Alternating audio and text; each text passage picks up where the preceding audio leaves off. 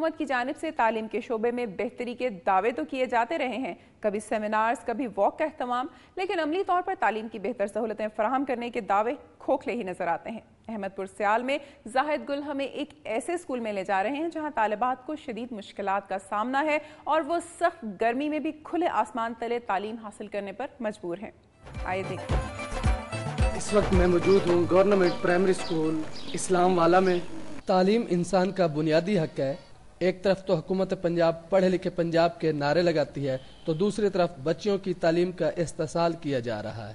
اس کی واضح مثال احمد پور سیال کے نواحی علاقہ موضع رنجیت کوٹ میں واقع گورنمنٹ گرلز پرائمری اسکول اسلام والا ہے۔ یہ اسکول گزشتہ 21 سال سے چل رہا ہے۔ اسکول کی 2 کنال اراضی ہونے کے باوجود اس علاقے کی بچیاں شدید گرمیوں میں کھلے آسمان کے نیچے تعلیم حاصل کرنے پر مجبور ہیں۔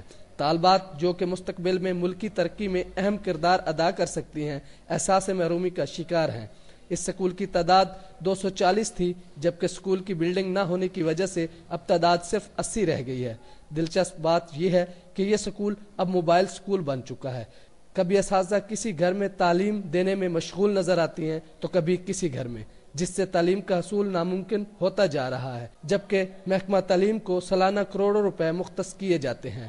اساتذہ اور اہل علاقہ کی طرف سے کئی بار اس سکول کی بلڈنگ کے لیے درخواستیں دی گئیں، لیکن 21 سال کا عرصہ گزرنے کے باوجود ابھی تک کوئی سنوائی نہیں ہوئی۔ اہل علاقہ اور طلباء نے محکمہ تعلیم اور تعلیم دوست وزیر اعلیٰ پنجاب میاں شہباز شریف سے مطالبہ کیا ہے کہ گورنمنٹ گرلز پرائمری اسکول اسلام والا کو بلڈنگ فراہم کی جائے تاکہ طالبات باعزت طریقے سے تعلیم حاصل کر سکیں۔ گورنمنٹ گرلز پرائمری اسکول اسلام والا کی طالبات کھلے آسمان کے نیچے گرمی میں پڑھنے پر مجبور ہے، جو کہ محکمہ تعلیم کی نااہلی کا منہ بولتا ثبوت ہے۔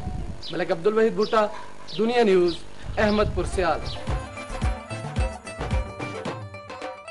ناظرین، قتل، ڈکیتی اور چوری کی وارداتوں کی طرح اغوا برائے تاوان کی وارداتوں میں بھی اضافہ ہو رہا ہے۔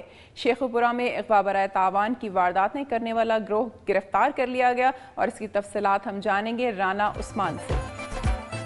میں اس وقت موجود ہوں تھانہ فیروز والا میں، جہاں پر تاوان کے لیے اغوا کرنے والے گینگ کو گرفتار کیا گیا ہے۔ بلا گینگ کے ارکان فیکٹری مالکان اور تاجروں کو اغوا کر کے دور دراز کے علاقوں میں منتقل کر دیتے اور علاقہ غیر میں تاوان کی رقم وصول کرنے کے بعد مغوی کو رہا کر دیا جاتا۔ 19 جنوری کو بلا گینگ کے ارکان نے چک 39 کے تاجر ذوالفقار کو اغوا کر لیا اور 48 روز مختلف مقامات پر رکھ کر اسے تشدد کا نشانہ بناتے رہے۔ بعد ازاں 30 لاکھ روپے تاوان لے کر مغوی تاجر ذوالفقار کو رہا کر دیا۔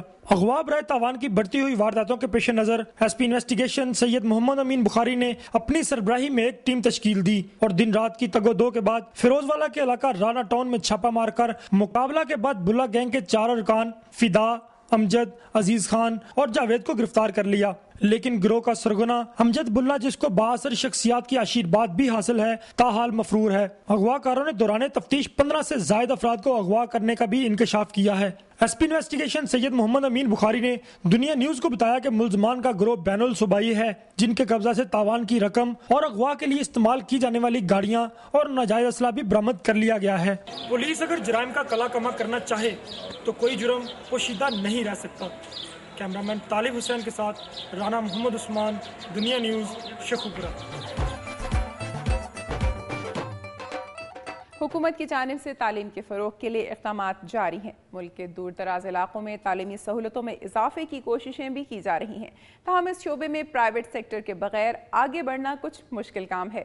چیچا وطنی میں فروغ تعلیم پروگرام کے تحت واک کا اہتمام کیا گیا، جس میں لوگوں کی بڑی تعداد نے شرکت کر کے تعلیم کے فروغ سے وابستگی کے عزم کو دہرایا۔ تفصیلات جانتے ہیں سہیل مغل سے۔ چیچا وطنی میں حکومت پنجاب کے فروغ تعلیم پروگرام کے تحت NCHD کے زیر اہتمام واک ہوئی، جس کی قیادت پروگرام کی مقامی کوآرڈینیٹر مس ہما خدیجہ، AEOز education Javed Iqbal, senior teacher master Muhammad Saleem اور میاں محمد اشرف نے کی۔ سول سوسائٹی کے علاوہ مقامی اسکولوں کے طلباء کی بڑی تعداد نے بھی واک میں شرکت کی۔ واک میں شامل شرکاء اور طلباء نے جو پلے کارڈز اٹھا رکھے تھے، ان پر فروغ تعلیم کے حوالے سے مفت تعلیم، مفت کتابیں، فری وردی اور مار نہیں پیار جیسے نعرے اور مطالبات درج تھے۔ واک کے شرکاء نے گورنمنٹ پرائمری اسکول نمبر 1 سے ڈپٹی ایجوکیشن آفس تک مارچ کیا۔ پروگرام کی مقامی کوآرڈینیٹر مس ہما خدیجہ نے شرکاء سے اپنے خطاب میں کہا کہ حکومت کے پروگرام کو کامیاب بنا کر ہی پڑھے لکھے اور مہذب معاشرے کی تشکیل ممکن ہے، اور اسکولوں میں 100% شرح داخلہ کو یقینی بنانے کے لیے معاشرے کے تمام طبقات کو اپنا کردار ادا کرنا چاہیے۔ کیمرہ مین ممتاز حسین کے ساتھ سہیل مغل، دنیا نیوز چیچاوت۔